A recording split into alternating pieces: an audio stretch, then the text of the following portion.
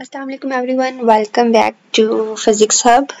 अच्छा जी, तो आज की वीडियो जो है वो इस चीज़ के बारे में है कि अगर कोई स्टूडेंट अपना रिसर्च पेपर पब्लिश कराना चाह रहा है तो वो रिसर्च जर्नल्स को किस तरह से अप्रोच कर सकता है, किस तरह से फाइंड कर सकता है, कौन सी वेबसाइट्स हैं जहाँ पर जाकर जर्नल्स को फाइंड किया जाए। लाइक गूगल पे सिंपली टाइप करने से बहुत सारे जर्नल्स आ जाते हैं, लेकिन ऑथेंटिसिटी और जर्नल की कैरेक्टरिस्टिक्स इनके बारे में नहीं पता चलता।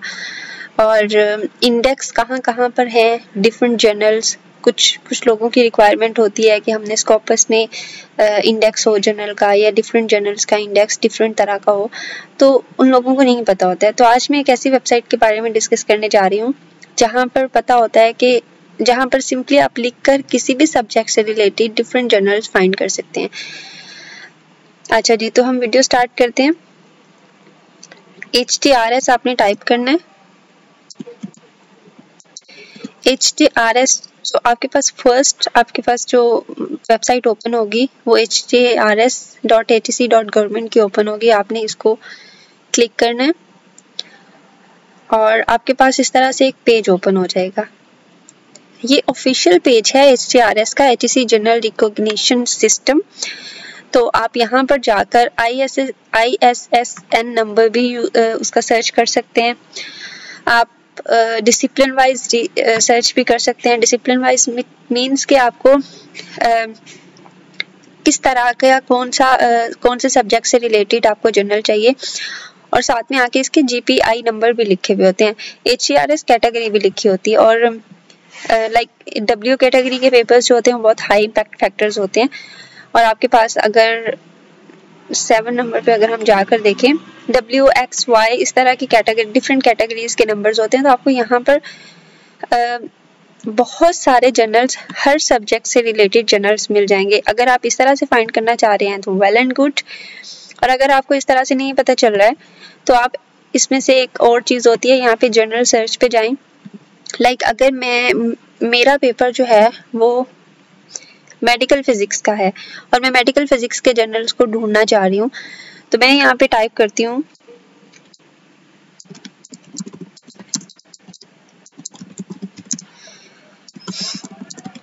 देखिए मेडिकल फिजिक्स मैंने टाइप किया और मैं इसके जर्नल्स को फाइंड कर रही हूँ। सॉरी, मेडिकल फिजिक्स के जर्नल्स नहीं आ रहे। Let's try with another name. चलें जी, हम अब journal of applied clinical medical physics कर लेते हैं, या बायोमेडिकल फिजिक्स एंड इंजीनियरिंग। मुझे इसके ऊपर जर्नल जो है वो फाइंड करना है। तो आप इसका नाम लिखें, सिंपली फाइंड जर्नल पे क्लिक करें। अच्छा जी, तो ये देखें यहाँ पर आपको इस वेबसाइट का सबसे अच्छा फायदा ये है कि आपको ये ISSN नंबर भी बता देगा, जो कि बहुत इंपॉर्टेंट होता है। हमें इससे ये पता चलता है कि ये जर्नल फेक तो नहीं है, ये जर्नल ऑथेंटिकेट है ना। तो हमें इस ISSN नंबर से यही पता चलता है, और ये यहाँ पर बता रहा है, कंट्री बता रहा है कि ये यूनाइटेड किंगडम का है। स्कोपस में इसका इंडेक्स है, यस। WS में इसका इंडेक्स है, यस। और ये दो लाजमी होने चाहिए इंडेक्स्ड, क्योंकि ये हाई इम्पैक्ट फैक्टर को शो करते हैं। उसके बाद आ गया सब्जेक्ट एरिया एंड सब कैटेगरी। इवन ये भी बता देता है कि कौन सा सब्जेक्ट किस एरिया में लाई कर रहा है, किस एरिया में फॉल कर रहा है। यहाँ से हमें ये भी पता चल जाता है। देखिए engineering, biochemistry, genetics and molecular biology, computer science के पेपर भी इसमें हम पब्लिश करा सकते हैं। मेडिसिन से रिलेटेड पेपर भी हम पब्लिश करा सकते हैं। केमिकल इंजीनियरिंग, मटेरियल साइंस के इवन पेपर हम इसमें भेज सकते हैं। तो ये चीज़ सबको पता होना बहुत ज़रूरी है। अक्सर जर्नल्स की हम जब गाइडलाइंस को पढ़ते हैं तो हमें वहाँ पर नहीं पता चल रहा होता कि इस पेपर का एरिया कौन सा है, जिसकी वजह से अक्सर पेपर्स जो हैं वो रिव्यू में जाने से पहले ही रिजेक्ट हो जाते हैं। तो हमें अगर ऑलरेडी पता हो गई जर्नल की स्पेसिफिकेशन, तो हमें ज़्यादा अच्छे से हम इसको अपने आप को गाइड कर सकते हैं, और हमारा टाइम बच सकता है। विदाउट वेस्टिंग टाइम हम रिजेक्शन से बच सकते हैं। तो इस चीज़ के ऊपर यहाँ पर एक अलग से बॉक्स बना हुआ होता है।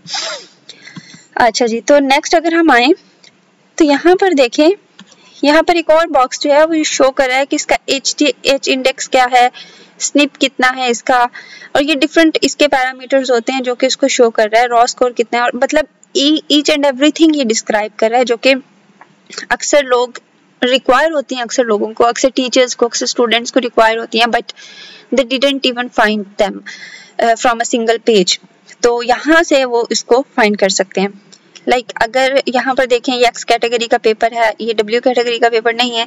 अक्सर लोग जो आपको फंडिंग कर रहे होते हैं, इंस्टीट्यूट जो फंडिंग कर रहे होते हैं, अक्सर टीचर्स रिक्वायर करते हैं, यूनिवर्सिटीज़ भी रिक्वायर करती हैं स्पेशली फॉर पीएचडी स्टूडेंट्स कि उनका पेपर जो है वो डब्ल्यू कैटेगरी का हो या एक्स कैटेगरी का हो या वाई कैटेगरी का हो बेसिकली।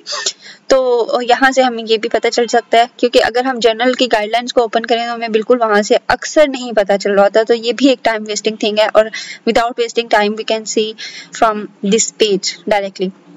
जेपीआई नंबर, मेडिलेशन इसकी हम देख सकते हैं कि क्ले है, ये इसकी जैसे एक्स वाई और जेड कैटेगरीज और डब्ल्यू कैटेगरी सबसे अच्छी होती है, फिर वाई कैटेगरी होती है, फिर एक्स कैटेगरी होती है। इसी तरह से गोल्ड, सिल्वर, प्लैटिनम और क्ले इसके डिफरेंट सोर्सेज होते हैं जिनसे हम देख सकते हैं कि कितना ऑथेंटिकेट और कितनी वैल्यू है इस जर्नल की, कितना हाई इम्पैक्ट जर्नल होगा। तो ये चीज़ें हम यहाँ से देख सकते हैं। अब यहाँ से स्पेसिफिकेशंस देखने के बाद हम क्या कर सकते हैं कि हम जर्नल्स को फाइंड कर लिया है हमने। अब कोई स्पेसिफिक अगर हमने एरिया देखना है, लाइक अच्छा जी, तो हमने कोई स्पेसिफिक एरिया देखना है like material science. Okay, material science में बायो मटेरियल्स पे इसका काम हो रहा है। तो अगर हमारा काम बायोमटेरियल्स पे है तो हम यहाँ से बायोमटेरियल्स का भी देख सकते हैं। देखें इसकी मेडिलेशन नन है, इट मीन्स के इसका इम्पैक्ट फैक्टर बहुत लो होगा। हम केमिकल इंजीनियरिंग में जाकर देख सकते हैं, इसका इम्पैक्ट फैक्टर भी बहुत लो होगा। वाई कैटेगरी का पेपर है, दिस एंड दैट। ओके, तो अगर आप डिसिप्लिन वाइज रिसर्च करना चाह रहे हैं तो आप डिसिप्लिन वाइज रिसर्च पे जाएं, ठीक है। और इस डिसिप्लिन वाइज सर्च में एक फ़ायदा आपको ये है कि आप यहाँ पर जाएं एरिया के ऊपर, यहाँ से देखिए अगर जैसे मुझे बायोलॉजिकल एंड हेल्थ साइंसेस के पेपर चाहिए फॉर एग्जांपल, और मैं सब्जेक्ट एरिया इसका चूज करती हूँ, ब्रेन ट्यूमर के ऊपर मेरा काम है फॉर एग्जांपल, तो मैं न्यूरो साइंस सब्जेक्ट जो है वो चूज करती हूँ। सब कैटेगरी जो है वो मैं फॉर एग्जांपल न्यूरोलॉजी सेलेक्ट कर रही हूँ। तो ये मैंने सारे सेलेक्ट करने के बाद after selecting all these areas and सब एरियाज एंड सब categories, so what can I do, इनको गो थ्रू करने की बजाय एक एक को ओपन करूं और फिर मैं गो थ्रू करूं, मैं क्या करती हूँ कि मैं यहाँ पे एक्सपोर्ट के ऊपर क्लिक करती हूँ, ठीक है। एक्सपोर्ट के ऊपर क्लिक करने के बाद यहाँ पर एक फाइल मेरे पास डाउनलोड हो जाएगी। अगर मैं इसको ओपन करती हूँ इस फाइल को, तो यहाँ पर क्या होगा कि मेरे पास इस तरह की एक पूरी की पूरी लिस्ट आ जाएगी जर्नल्स की, जिनका कैटेगरी भी पता चल जाएगी, जिनका जेपीआई नंबर पता चल जाएगा, मेडिलेशन पता चल जाएगी, ये भी पता चल जाएगा कि HEC से रिकॉग्नाइज्ड हैं या नहीं है, और even with the name of the country, they are mentioned with the name of their country.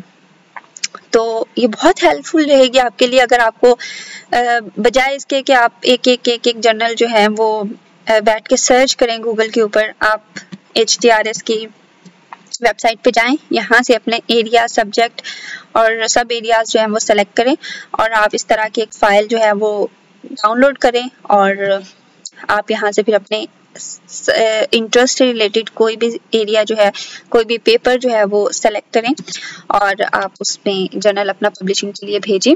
और अगर आपका काम अच्छा है और अगर आपका काम उनको पसंद आ रहा है, और without any mistake, without any wasting of time, first review में आपका पेपर क्लियर हो जाता है, तो it's well for your future. उम्मीद करती हूँ आज की वीडियो आपको अच्छी लगी होगी। आज की वीडियो के लिए HTRS का ही इतना इंट्रोडक्शन काफ़ी है। नेक्स्ट आने वाली वीडियोस में मैं रिसर्च पेपर्स के बारे में डिस्कस करूंगी, how to write research paper, how to search different research journals, how to search different papers, और how to read different kind of papers. So आज आगे आने वाली वीडियो रिसर्च स्टूडेंट्स के लिए बहुत इंपॉर्टेंट होने वाली है। तो stay tuned, stay connected with me. Till then, Allah Hafiz, thank you so much. अगर आपको वीडियो लाइक करें, अच्छी लगी है तो शेयर भी करें और कमेंट भी करें, और मुझे बताएं कि क्या इस तरह का जो कंटेंट है वो आना चाहिए या कंटेंट में थोड़ी सी तब्दीली होनी चाहिए, क्योंकि आगे आने वाली सारी वीडियोस या तो फिजिक्स से रिलेटेड होंगी या रिसर्च से रिलेटेड होंगी। अच्छा जी, अल्लाह हाफिज, थैंक यू सो मच।